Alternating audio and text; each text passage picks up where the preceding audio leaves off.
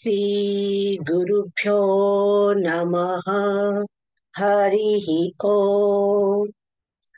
ॐ नमो भगवते वासुदेवाय। ॐ श्रीकृष्णाय परब्रह्मणे नमः। अथ श्रीमन्नारायणीयम् अष्टमं दशकं प्रलयवर्णनम् जगत्सृष्टिप्रकारवर्णनं च।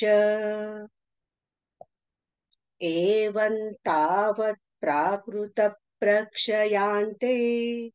ब्राह्मे कल्पे यादिमे लब्धजन्मा ब्रह्मा भूयस्त्वत्व एवाप्यदेव वेदा सृष्टिं चक्रे पूर्वकल्पोपमाना सोऽयं चतुर्युगसहस्रमितान्यहानि तावन्मिताश्च रजनिर्बहुशो निनाय निद्रात्यसौ त्वयि निलीय समं स्वसृष्टैः नैमित्तिकप्रलयमाहुरतोऽस्य रात्रिम् अस्मादृशां पुनरहर्मुखकृत्यतुल्यां सृष्टिं करोत्यनुदिनं स भवत्प्रसादात् प्राग्ब्राह्मकल्पजशु जनुषां च परायुषां तु सुप्तप्रबोधनसमास्ति तदापि सृष्टिः पञ्चाशदब्दमधुना स्ववयोर्धरूपम् एकं परार्धमतिवृत्त हि वर्ततेऽसौ तत्रान्त्यरात्रिजनितान् कथयामि भूमन् पश्चादिनावतरणे च भवद्विलासान् दिनावसानेऽथ सरोजयोनिः सुषुप्तिकामस्त्वयि सन्निलिल्ये जगन्ति च त्वज्जठरं समियुः तदेदमेकार्णवमास विश्वम् तवैव वेशे फणिराजिशेषे जलैकशेषे भुवने स्म शेषे आनन्दसान्द्रानुभवस्वरूपः स्वयोगनिद्रा परिमुद्रितात्मा कालाख्यशक्तिं प्रलयावसाने प्रबोधयित्यादिशता किलादौ त्वया प्रसुप्तं परिसुप्तशक्तिव्रजेन तत्राखिलजीवधाम्ना चतुर्युगानां च सहस्रमेवं त्वयि प्रसुप्ते पुनरद्वितीये कालाख्यशक्ति प्रथमप्रवृद्धा प्रबोधयत्वां किल विश्वनाथ विबुध्य च त्वं जलगर्भिषायिं विलोक्य लोकान् खिलान् प्रलीना तेष्वेव सूक्ष्मात्मतया निजान्तस्थितेषु विश्वेषु दधात दृष्टिम् ततस्त्वदीयादयिनाभिरन्ध्रा दञ्चितं किञ्चन दिव्यपद्मम्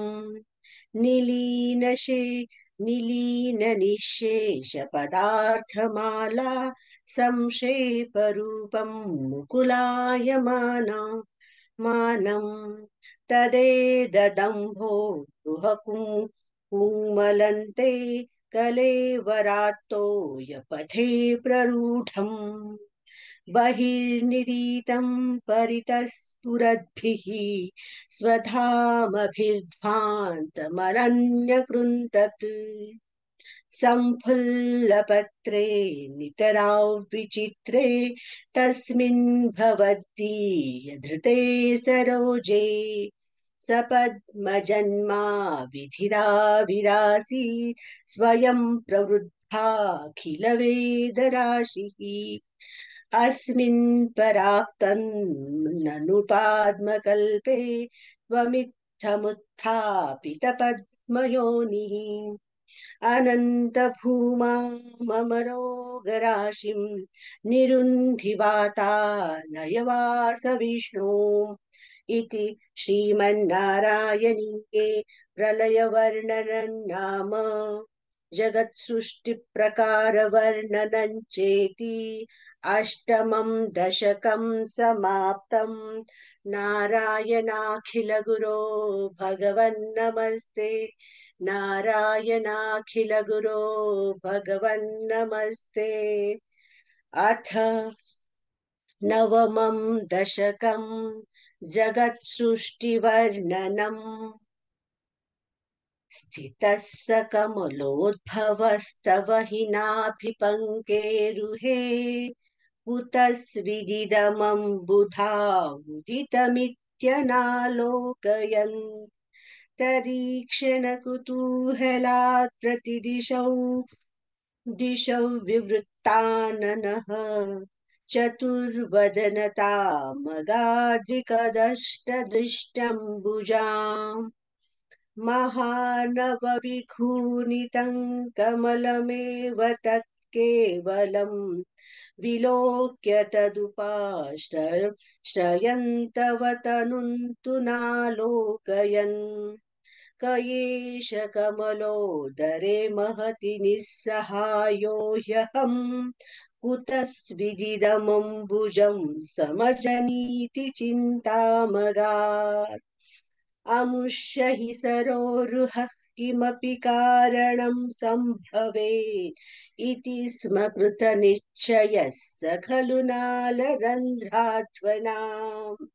स्वयोगबलविद्यया समवरूढवान् प्रवृद्धतीः स्वदीयमतिमोहनं न तु कलेपरं दृष्टवान् ततः सकलनालिका विवरमार्गगो मार्गयन् प्रयस्य शतवत्सरं किमपि नैव सन्दृष्टवान् निवृत्य कमलोदरे सुखनिषन्न एकाग्रधीः समाधिबलमाधदे भवदनुग्रहैकाग्रही शतेन परवत्सरे दृढसमाधिबन्धोल्लसत् प्रबोधविशदीकृतः स खलु पद्मिनी सम्भवः अदृष्टचरमद्भुतं तव हि रूपमन्तर्दृशा व्यचष्ट परितुष्टधीर्भुजगभोगभागाश्रयम् किरीटमुकुटोल्लसत्कटकहारकेयूरुयुङ्मणिस्फुरितमेखलम् सुपरिवीतपीताम्बरम् कलाय कुसुमप्रभं गलद्लोलसत्कौस्तुभम् वपुस्तदयि भावये कमलजन्मने दर्शितम् श्रुतिप्रकरदर्शित प्रचुर वैभव श्रीपते हरे जय जय प्रभो पदमुपैषि दृष्ट्या दृशोः कुरुष्व धियमाशु मे भुवन निर्मितौ कर्मठाम् इति द्रुहिण वर्णितः स्वगुणबंहिमा पाहि माम् लभस्व भुवनत्रयी रचन दक्षतामक्षताम् गृहानमदुनुग्रहं कुरु तपश्य भूयो विधे भवत्वखिल साधनी मयि च भक्तिरत्युत्कटेत्युदीर्य गिरमादधा मुदितचेतसौ वेधसम् शतं कृततपास्तस्तस खलु दिव्यसंवत्सरान् अवाप्य च तपो बलमतिबलं च पूर्वाधिकम्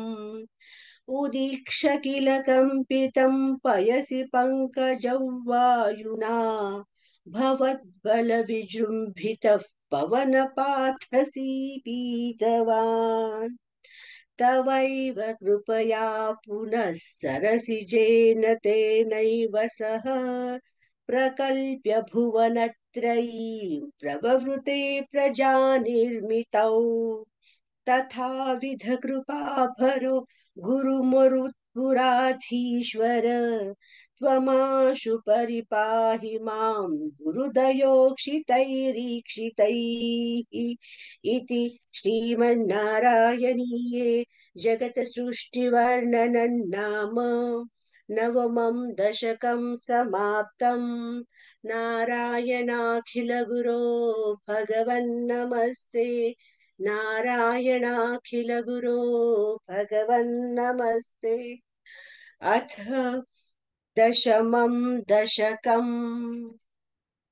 सृष्टिवैविध्यवर्णनम् वैकुण्ठवर्धितबलोऽथ भवत्प्रसादात्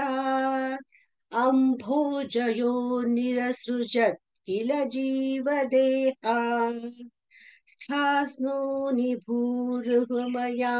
तथा तिरश्चाम् जातिर्मनुष्यनिवहानपि देवभेदा मिथ्याग्रहास्मि मतिरागविकोपभीतिः अज्ञानवृत्तिमिति पञ्चविधां सृष्ट्वा उत्तामस्तामसपदार्थविधानदूः दूनः तेने त्वदीयचरणस्मरणौ विशुद्धै तावत् ससर्ज मनसा सनकं सनन्दं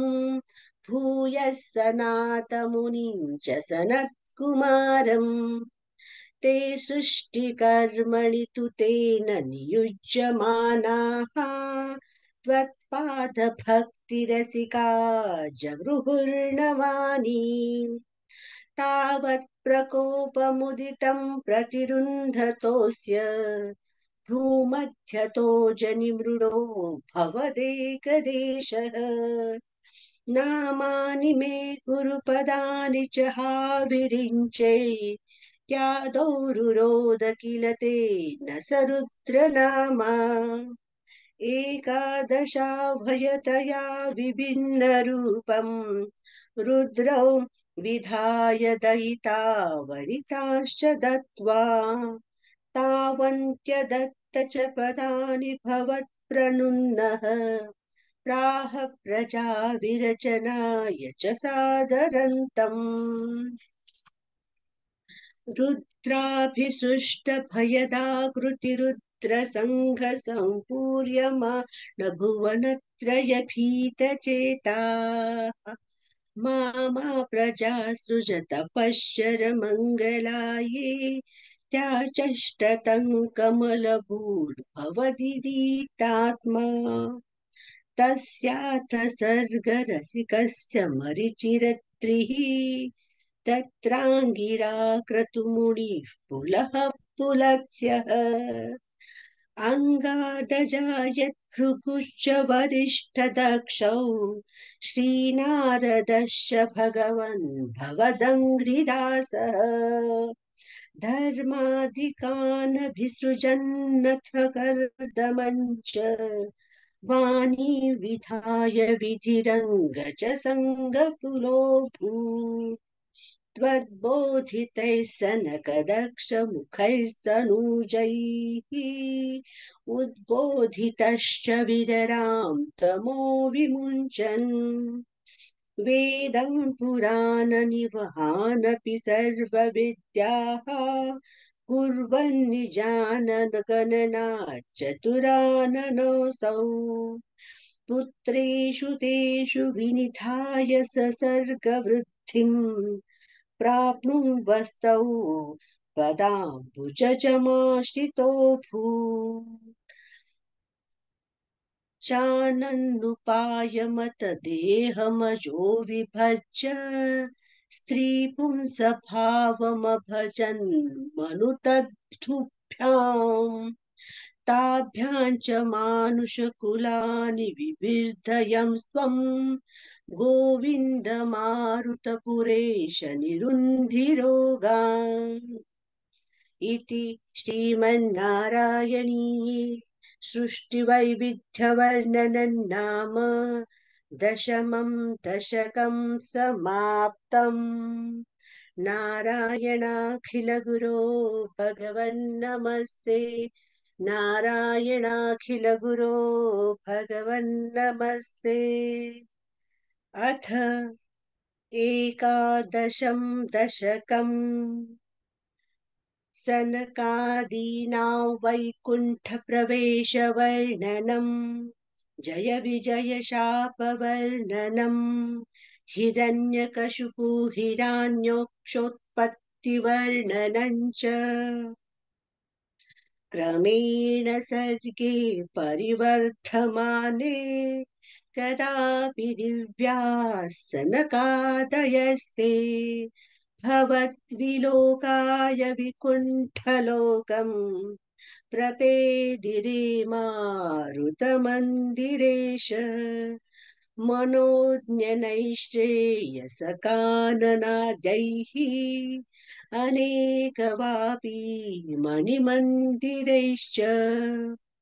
अनोपनन्तं भवतो निकेतं मुनीश्वरा प्रापुरतीतकक्षाः भवद्दिदृक्षून् भवनं विवीक्षून् वास्थौ जयस्तान् विजयोऽप्यरुन्धाम् तेषां च चित्ते पदमापकोपः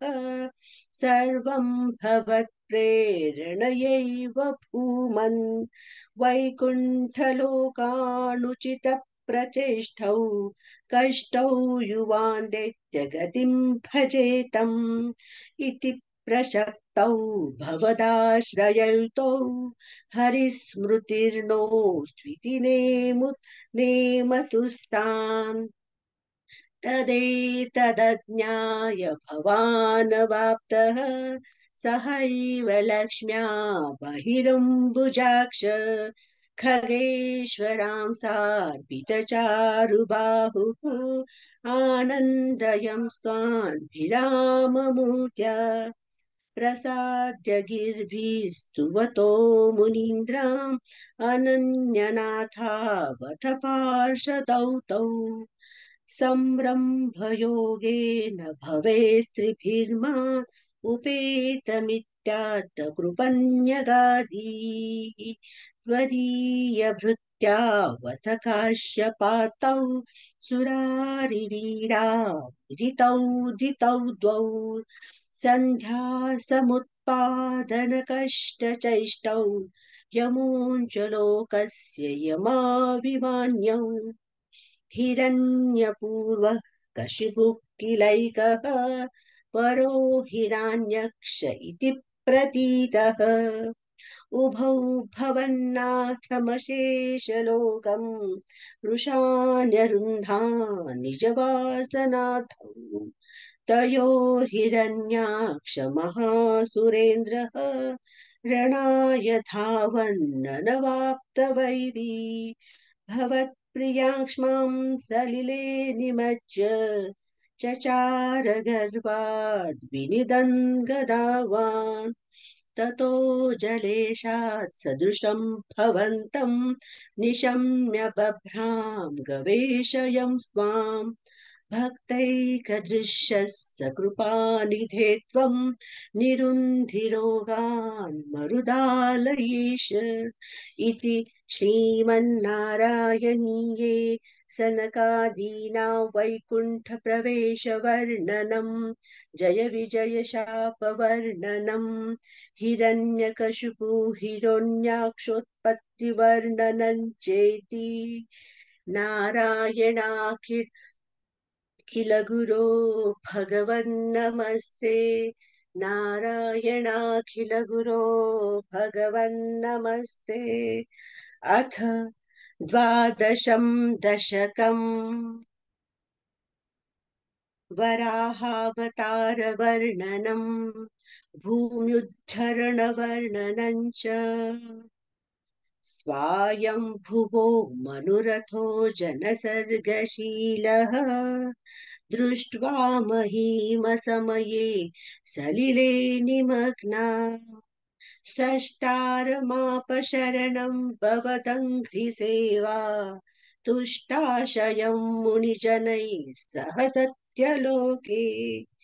कष्टं प्रजा सृजति मय्यवनिर्निमग्ना स्थानं सरोजभव कल्पय तत्प्रजाना इत्येवमेष कथितो मनुना स्वयंभूः अम्भोरुहाक्ष तव पादयुगौ व्यचिन्ती हा हा विभो जलमहन्य न पिबं पुरस्तात् अद्यापि मज्जति मही किमहं करोमि इत्थं त्वदङ्घ्रियुगलं शरणय्यतोऽस्य नासापुटा समभवत् शिशुकोलरूपिणी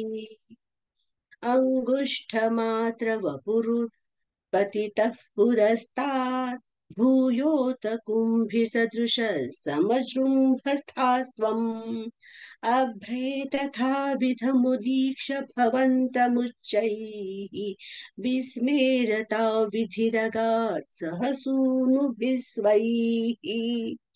कोऽसावचिन्त्य महिमा कितिदुत्थितो मे नासापुटात किमु भवेजितस्य माया इत्थौ विचिन्तयति धातरि शैलमात्रः सद्यो भवन् किल जगर्जितघोरघोरम् तन्ते निनादमुपकर्ण्य जनस्पस्थाः सत्यस्थिताश्च मुनयो नुनुवुर्भवन्तम् तत्स्तोत्रहर्षुलमनाः परिणद्य भूयः तोयाशवौ शयौ विपुलमूर्तिरवातरस्त्वम् ऊर्ध्वः प्रसारि परिधूम्रविधूतरोमा प्रोक्षिप्तवालधिरवां घोरघोणः तूर्णप्रदीर्णजलदः परिघूर्णदक्ष्णा स्तोतॄन्मुनीन शिशिरयन्नवतेरिथत्वम्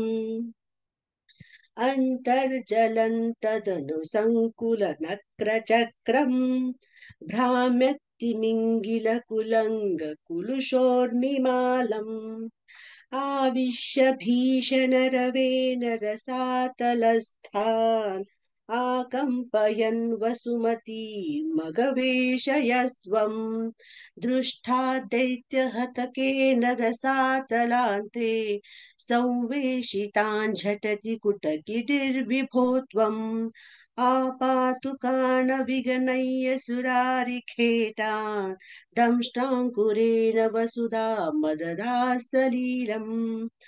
अभ्युत्तरणथ धरान् दशनाग्र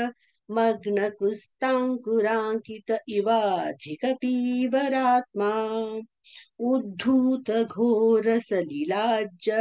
लीलाज्जलधे धुरञ्जन् क्रीडावराहवपुरीश्वर पाहि रोगात् इति श्रीमन्नारायणीये वराहवतारवर्णनं भूम्युद्धरणवर्णनं चेति द्वादशं दशकं समाप्तम् नारायणाखिलगुरो भगवन्नमस्ते नारायणाखिलगुरो भगवन्नमस्ते अथ त्रयोदशं दशकम् हिरण्याक्षवधवर्णनम् हिरण्याक्षं तावदवरद भवदन्वेषणपरम् चरन्तं सांवर्ते पयसि निजजङ्घा परिमिते भवद्भक्तो गत्वा कपटपटुधीर्नारदमुनिः शनैरुचे नन्दन् धनुजमपि निन्द्वं स्तवबलम् समायावि विष्णुर्हरति भवतीयां वसुमती प्रभो कष्टं कष्टं किमिदमिति तेनाभिगदितः नदन् क्वासौ क्वासाविति स मुनिना दर्शितपथः भवन्तं सम्प्रापद्धरणिधरमुद्यन्तमुदका अहो आरण्योऽयं मृग इति हसन्तं बहुतरैः दुरुक्तैर्विन्ध्यन्तं दितिसुतमवज्ञाय भगवन् महीं दृष्ट्वा दंष्ट्रा शिरसि चकितां स्वेन महसा पयोधावाधाय प्रसभमुदयुक्तामृतविधौ गदापानौ दैत्ये त्वमपि हि गृहीतोन्नतगदः नियुद्धेन क्रीडन् घटघटरवोत्कृष्टवियता रणालौ कौस्तुक्यान् मिलति सुरसङ्खेदुतममुम् निरुन्ध्या सन्ध्यातः प्रथममिति धात्रा जगदिशे गदोन्मर्दे तस्मिंस्तव खलु गदायान्दिति भुवः गदाघातात् भूमौ झटति पतितायामहः भोः मृदुस्मेरास्यस्त्वं तनुजकुलनिर्मूलनचनम् महाचक्रं स्नुत्वा करभुवि दधानोरुरुचिषे ततः शूलङ्कालप्रतिमरुषि दैत्ये विसृजति त्वयि छिन्दन्ते नत्करकलितचक्रप्रहरणा समारुष्टौ मुष्ट्या स खलु वितुर्दं स्वां समतनो गलन्माये मायास्त्वयि किल जगन्मोहन्करीः भवच्चक्रज्योतिष्कनलवनिपातेन विधुते ततो मायाचक्रे विदितघनरोषान्धमनसम् गरिष्ठाभिर्मुष्टिप्रवृत्तिभिरभिघ्नन्तमसुरम् स्वपादाङ्गुष्ठेन श्रवणपदमूले निरवधिः महाकाय सोऽयं तव चरणपातप्रमथितः गलद्रक्तो वक्त्रादपददृशिभिः श्लाघितहतिः तदा त्वामुद्दामप्रमदभरविद्योतिहृदयाः मुनीन्द्राः सान्द्राभिः स्तुतिभिरनुवन्नध्वरतनुम् त्वचिच्छन्दो रोमस्वपि कुशनगणश्चक्षुषि घृतम् चतुर्होतारौघ्रौ सृगपि वदने चोदर इडा ग्रहा जिह्वायान्ते परपुरुषकर्णे च चमसाः विभो सोमो वीर्यं वरद गरदे गलदेशेऽप्युपसदः मुनीन्द्रैस्त्रित्यादिस्तवनमुखैर्मोदितमनाः महीयस्या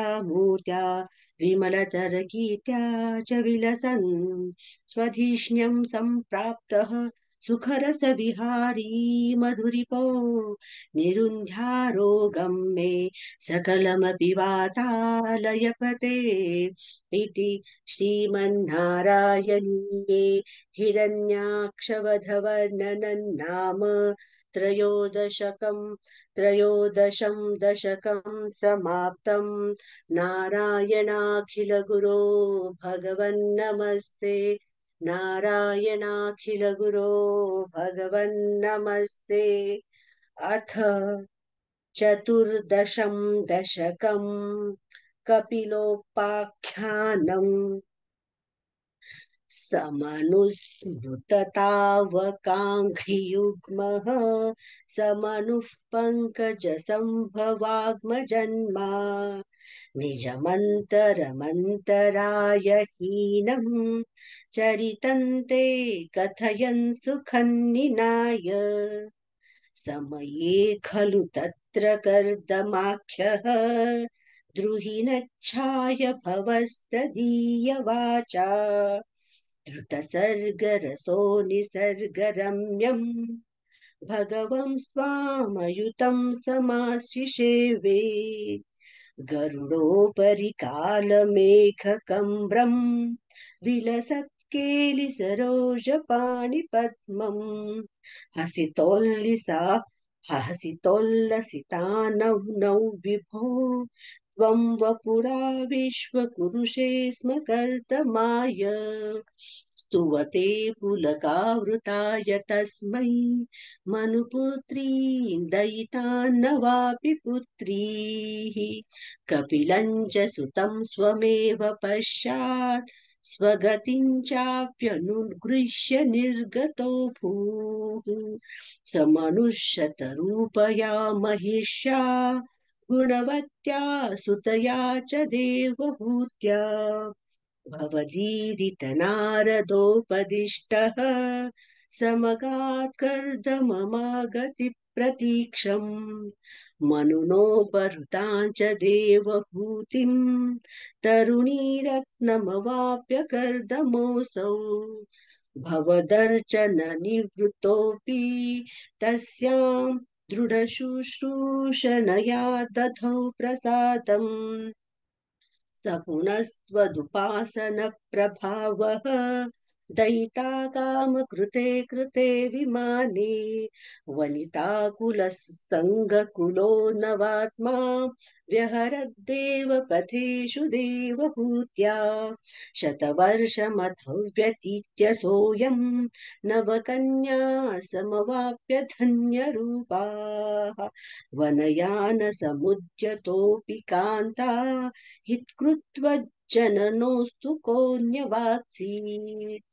निज निज निज भर्तृगिरा भवन्निषेवा ऋतयामथ देव देवहूत्याम् कपिलस्त्वमजायथा जनाना भ्रतयिष्यन् परमात्मतत्त्वविद्याम् वनमेयुषि कर्दमे प्रसन्ने मत सर्वस्वमुपादिशज्जनन्यै कपिलात्मक वायुमन्दिरेश त्वरितं त्वं परिपाहि मां गदौघात् इति श्रीमन्नारायणीये कपिलोपाख्यानं नाम चतुर्दशं दशकं समाप्तम् नारायणाखिलगुरो भगवन्नमस्ते नारायणाखिलगुरो भगवन्नमस्ते अथ पञ्चदशं दशकं कपिलोपदेशः मतिरिह गुणसत्ता बन्धकृतेष्वसक्ता त्वमृतुपरुन्धे भक्तियोगस्तु सक्तिं महदु महदनुगमलभ्या भक्तिरेवार्थसाध्या कपिलतनुरिति त्वं देवहूत्यै न्यगातीः प्रकृतिमहदहङ्काराश्च मात्राश्च भूत्यान्यपि हृदयि दक्षाक्षी पूरुषं पञ्चविंशः इति विदितविभागो मुच्यते सौ प्रकृत्या कपिलतनुरिति त्वं देवहूत्यै न्यगादीः प्रकृतिगतगुणौघैर्नाज्यते पुरुषोऽयम् यदि तु सजति तस्या तद्गुणास्तन् भजेरन् मदनुभजन तत्त्वालोचनैः साप्यपेयात् कपिलतनुरिति त्वं देवहूत्यै न्यगादीः विमलमतिरुपातैरासनाद्यैर्मदङ्गम् गरुडसमाधिरूढं दिव्यभूषायुधाङ्कम् रुचितुलिततमालं शीलयेतानुवेलम् कपिलतनुरिति त्वं देवहूत्यै न्यगादीः मम मम गुण मम गुणगणलीला कर्णैः कीर्तनाद्यैः मयि सुरसरिदोगप्रख्यचित्तानुवृत्तिः भवति परभक्तिः सा हि मृत्योर्विजेत्री कपिलतनुरिति त्वं देवहूत्यै न्यगादीः अहह बहुलहिंसा सञ्चितार्थैः कुटुम्बम् प्रतिदिनमनुष्णम् सृजितो बाललाली विशति हि गृहसक्तो यातनां मय्यभक्तः कपिलतनुरिति त्वं देवहूत्यै न्यगादीः युवति जठरखिन्नौ जातबोधोऽप्यकाण्डे प्रसवगलितबोधः पीडलोलङ्घ्य बाल्यम् पुनरपि बत मुह्यतेव तारुण्यकाले कपिलतनुरिति त्वं देवहूत्यै न्यगादीः पितृसुरगणयाजिधार्मिको यो गृहस्थः स च निपतति काले दक्षिणात् भूपगामी महिनिहितमकामं कर्म तु दुःपदार्थम् कपिलतनुरिति त्वं देवहूत्यै न्यगादीः इति सुविदवेद्यान् देवहे देवभूतिं कृतनुतिमनुगृह्यन् त्वं गतो योगिसङ्घैः विमलमतिरथासौ भक्तियोगेन मुक्ता त्वमपि जनहितार्थौ वर्तसे प्राग्दुच्चाम् प्रागुदीक्ष्याम् परमकृत्युमुपहूत्या त्वत्पदाम्भोज भक्तिम् सकलभयविनेत्रीं सर्वकामोपनेत्रीं वदसि खलु दृढं त्वं त्वद्विधुयामयान मे गुरुपवनपुरेशं त्वत्युपाधस्त्वं भक्तिम् इति श्रीमन्नारायणीये कपिलोपदेशनाम पञ्चदशं दशकं समाप्तम् नारायणाखिलगुरो भगवन्नमस्ते नारायणाखिलगुरो भगवन् नमस्ते।